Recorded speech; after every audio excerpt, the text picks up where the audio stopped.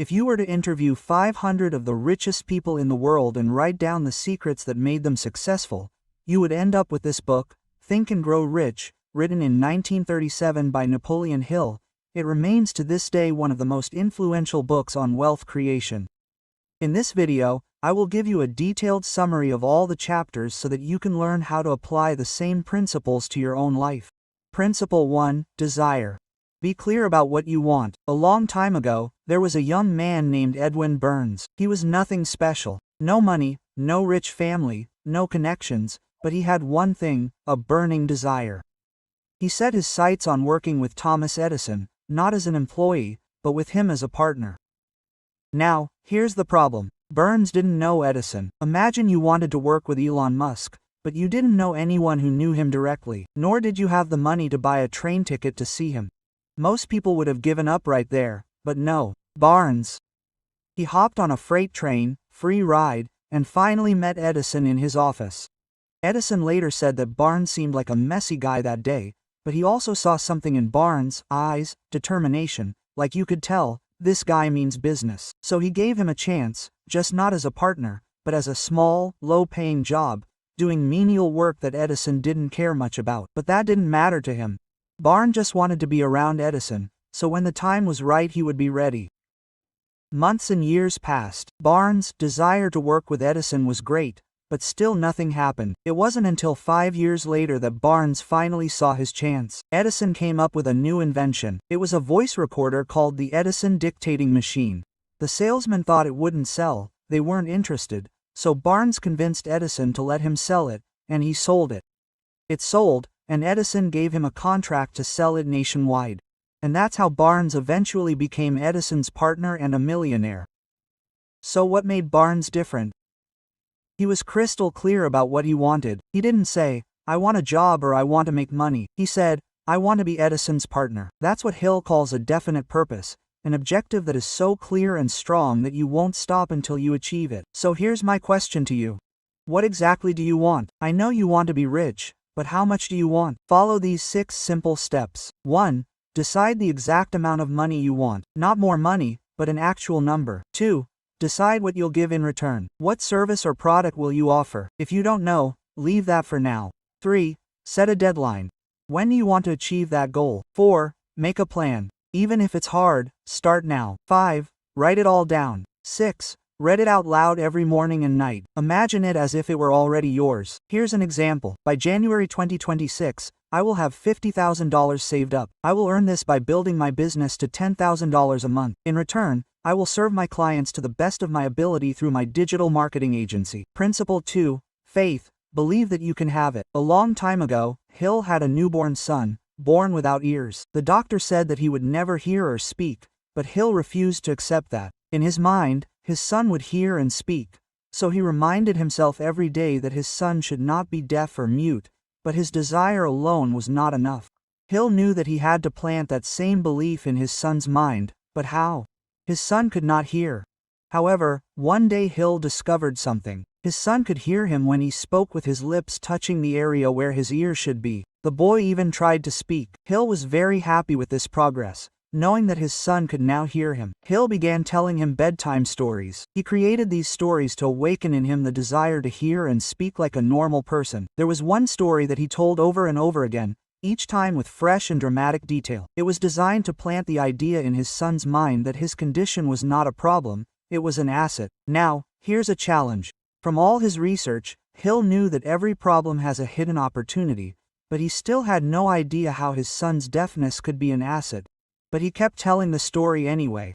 You see, Hill never sent his son to a special school. He was determined that his son would live a normal life. He also didn't let him learn sign language. In class, he could hear his teachers only when they were yelling at close range. Fast forward to when he turned 18, and this is what happened in his last week of college. Someone gave him a new hearing aid to try out. He put it on his head, plugged in the battery, and for the first time in his life, he could hear clearly. He ran to the phone, called his mother, and heard her voice perfectly for the first time. He could hear his teachers in class without them yelling. He could listen to the radio, and here's the best part. Remember Jill's message in his bedtime stories, where his disability could be an asset? That's exactly what happened next. He wrote a letter to the hearing aid manufacturer describing his experiences. He was then invited to the factory. While there, he realized that he could help millions of deaf people. After that, he spent a month researching and created a 2-year marketing plan. He presented it to the company and they hired him on the spot. And it was through his work that he brought hope and hearing to thousands of deaf people. And that's how his disability became his asset. But the story doesn't stop there. Now, here's the most incredible part of all. After all these events, a doctor examined him again. X-rays showed that there was no physical opening from where his ears should be to his brain. Medically, he shouldn't have been able to hear at all. From this, Hill realized that nothing is impossible when desire is backed by faith. So here comes the question, how can you plant that kind of faith in your own mind that you can get the money that you want? Hill says that your mind believes whatever you tell it over and over again, even if it's a lie. So repeat your affirmation from Principle 1 every morning and night with the feeling that you've already achieved it. And if you're wondering how to feel like you've already achieved it when it seems impossible, that's what we'll cover in the next principle. Principle 3, Autosuggestion. In the last lesson we talked about Napoleon Hill's son, how he finally learned to listen. Let me explain how that impossible became possible. Hill was using something he later called autosuggestion. Now, that's just a fancy way of saying, you tell your mind what to believe, until it believes it. With his son, Gil did this through bedtime stories. He painted pictures of a life where the boy could hear and speak just like anyone else. He spoke as if it were already true. He repeated it every night, always with feeling. Here's why it works. Your subconscious mind doesn't argue with you. It doesn't need proof, it simply listens. If you keep giving it the same message, consent, eventually it will accept it as truth. Think of your subconscious like a garden. What you plant grows, but if you don't plant anything, weeds will grow. Those weeds are the negative thoughts. In Hill's case, if he hadn't planted those positive thoughts, his son would have grown up believing he would never be able to hear. So here's what you can do. Don't just read your affirmation, you need to feel it.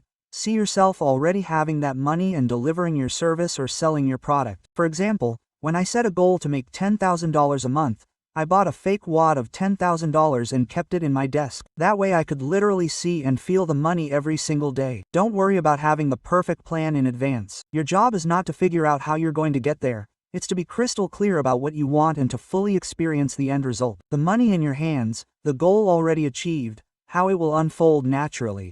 Your subconscious will provide the plan often as sudden flashes of inspiration. When these ideas appear, honor them and act on them immediately. Principle 4, Expert Knowledge. Learn what matters. You probably know Henry Ford, the founder of Ford Car. You might think that a car founder must be a smart guy like Elon Musk, the founder of Tesla, who also understands rocket technology. But Ford didn't even finish school and still managed to build one of the most successful companies in America.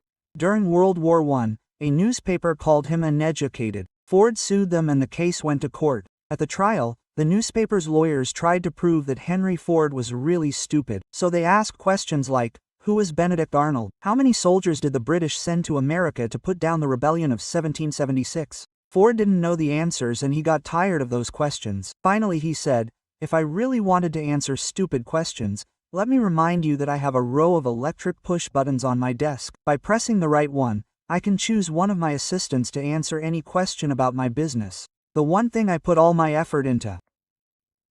Why should I fill my mind with general knowledge when I have people all around me who can provide any knowledge I need?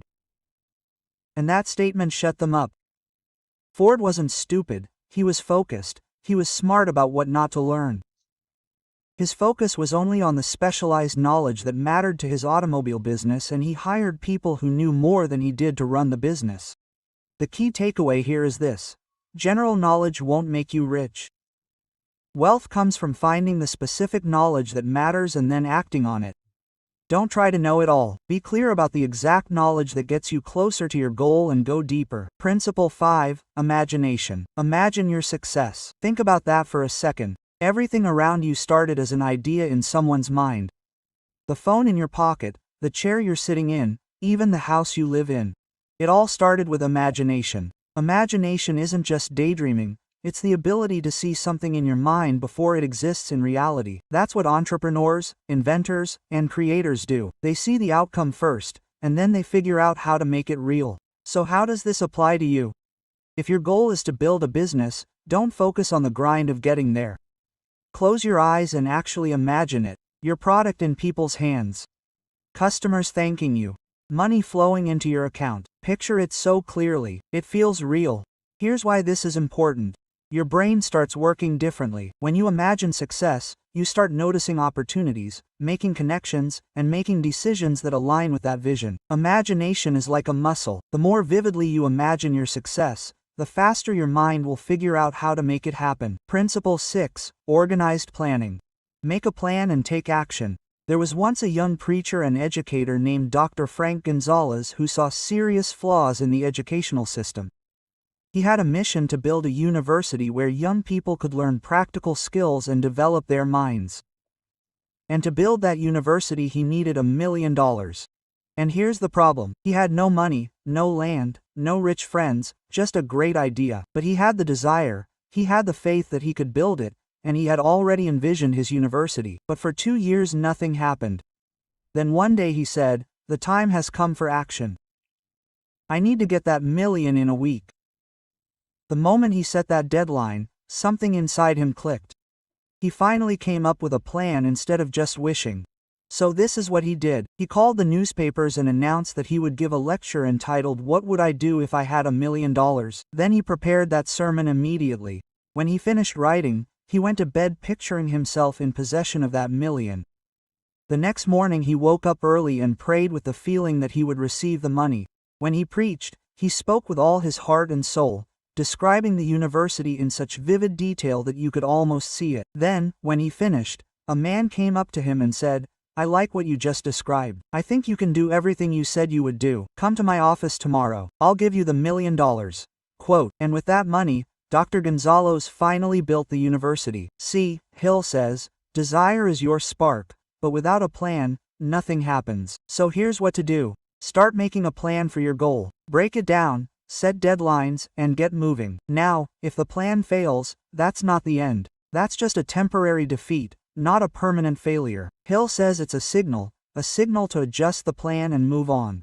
Remember this, rich people plan, poor people just wait. So make your plan, take action, and if it doesn't work, simple, make a new plan. Principle 7. Decision. Make decisions and stick to them. Let's go back to the story of Henry Ford. In 1908 he introduced the Model T. It was boxy, basic, and cheap, and for more than 10 years it dominated the market. By the early 1920s, more than half of all cars on the road were Fords. Then the competition began to catch up. Chevrolet and others came up with fancier cars, and after that Ford's customers wanted change. Even the Ford's top advisors and his own son told him it was time for a new model. Yet Ford still stuck with his decision. For years he refused to change anything. He believed in his decision and didn't let outside opinions sway him. Only after several years, when sales were flagging, did he finally release a different model. Now, you might think Ford was too rigid, refusing to change until competitors finally outsold him. But Gill's point is this, it was his character, his ability to stick to decisions, that made him a fortune. By that time, over 15 million Model Ts had been sold, it became the best-selling car of its time, and it made Ford a legend. So the lesson is this, rich people make decisions quickly and stick with them. Poor people, they take forever to decide and then change their minds at the first sign of pressure. Hill says that if you are easily swayed by others after you've made up your mind, you won't be able to turn your desire into money. Let's say you decide to create a mobile app that users have to pay each month to buy. Use it. So, you see someone making hundreds of thousands selling online courses and suddenly you're tempted to switch. Don't be swayed by that. Make your decision. Stick with it. And give it the time it needs to pay off. Principle 8. Persistence. Never give up easily. You've probably seen this image before. A man is prospecting for diamonds just a few feet away, but he gives up and walks away, while someone else, right on top of him, keeps digging and is about to hit the jackpot. Now, that image actually comes from a true story. A man named Darby and his uncle found signs of gold, so they packed up their gear, took the train to a mine in another state, and started shoveling. After weeks of work, they did indeed discover some gold. When they sent it off to be processed, they discovered it was from one of the richest mines, so they knew they were on their way to making millions, but they needed better equipment. So here's what happened next. They went back home, raised money from family and neighbors, bought the drill and went back into the mine. Now, as they were drilling into the new machine, something happened. The gold sign disappeared. Suddenly they had been following that sign when they first finished, but now they couldn't find it. They kept drilling, but still nothing. And finally they decided to give up. They sold the machine to a junk man for a few $100s and took the train home. And this is what happened after that. This junk man hired an engineer to look at the mine. It turns out the gold vein was just 3 feet from where they stopped drilling. The junk man kept drilling and eventually he was the one who became a millionaire. But the story doesn't stop there, for it was the junk man who became a millionaire from that gold mine. Darby never forgot the lesson it taught him. Later in life, he became one of the best life insurance salesmen. Why? Because he made a promise to himself. I stopped 3 feet from the gold, but I will never stop. Just because people say no when I ask them to buy insurance. And that mindset helped his team sell over $1 million of insurance every year. See, most people quit too soon. They face rejection, resistance, or doubt and think they're out of their depth. Just keep going and be persistent. You may be 3 feet from your breakthrough. Principle 9, Mastermind. Work with like-minded people. Henry Ford was not only uneducated, he was also poor. But in 10 years he overcame both of these problems and within 25 years he became one of the richest men in America. So what was his biggest secret? He surrounded himself with smart, wealthy people. His rapid improvement began when he befriended Thomas Edison and then became close to 3 other brilliant innovators. Hill says that when he's around smart, successful people, he basically absorbs their minds. Hill also explains that when a group of people come together with the same purpose, it will increase the energy. This energy will be available to each individual brain in the group. So that's the mastermind principle. Teacher. She's basically saying that your personal growth is accelerated when you're part of a group of high-achieving people who support each other. So choose who you want to hang out with and spend time with. And if there aren't any smart people around you, you can choose 2 to 3 people to follow online. Spend time with them by watching their videos like their interviews or lectures. After a while, you'll realize you're starting to think and act like them. Principle 10, Sexual Transmutation. Channel your energy. Let me show you how this works with a simple image. Imagine you're on a flight and it's about to take off. While you're still on the ground, you look out the window. You can see the airport, but not what's behind it. That's how your mind works at a low level. You can only see what's in front of you, all your problems, bills, work stress, and you can't see beyond them. But once the plane takes off, suddenly you can see everything from above, everything around the airport, the buildings, the hills, the beach. That's what happens when your mind is focused on the airport. Takes you to a higher level. You're no longer stuck with the problems in front of you, because now you can see the bigger picture. This is where you get your best ideas, flashes of inspiration, sudden hunches, creative solutions. Now, to get to that higher level, Hill gives an important secret, which is sexual transmutation. A study of 30,000 salespeople found that the most successful ones had a lot of sexual energy. This energy gave them personal magnetism. You could see it in their presence, hear it in their voice. It helps them influence people better. And here's the key.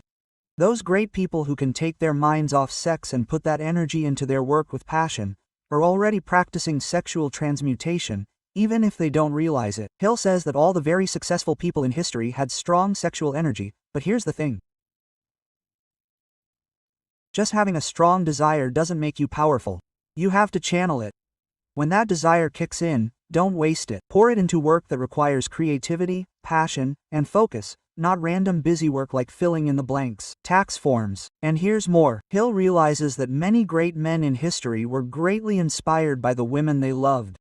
So when you combine sexual energy with love, like being in love with someone you can be intimate with, it can elevate you to a higher plane and help you overcome your current problems.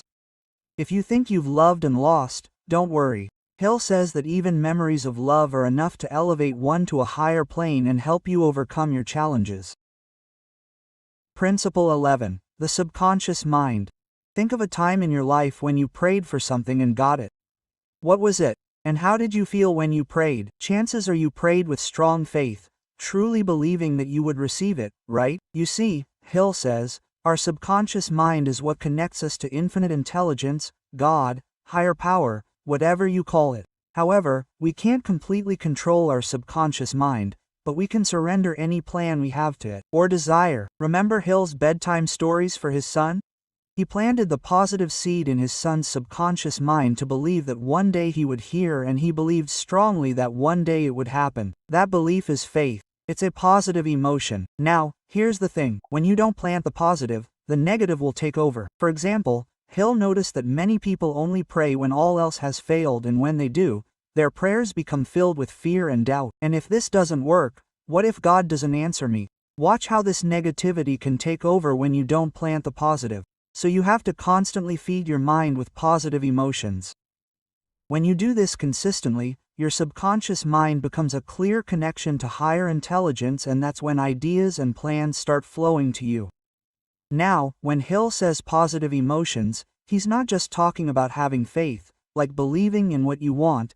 He also listed powerful emotions that can act as fuel to strengthen your subconscious. 7 positive emotions are the emotion of desire, the emotion of faith, the emotion of love, the emotion of sex, the emotion of excitement, the emotion of romance, and the emotion of hope. And if you don't plant these positive emotions, the negative emotions will take over. They are fears, jealousy, hatred, revenge, greed, superstition, and anger. Principle 12. The brain, spreading and receiving ideas. Imagine it's the 1950s. A family is gathered around a radio listening to a football game. The announcer at the stadium shouts, "Goal," and everyone at home cheers. Here's what's happening behind the scenes. At the stadium, a reporter speaks into a microphone. That sound is converted into invisible waves. It travels to a broadcasting tower, and the tower sends those waves to the radios at home. At home, the family simply turns the dial to the right station, let's say 101.3 FM.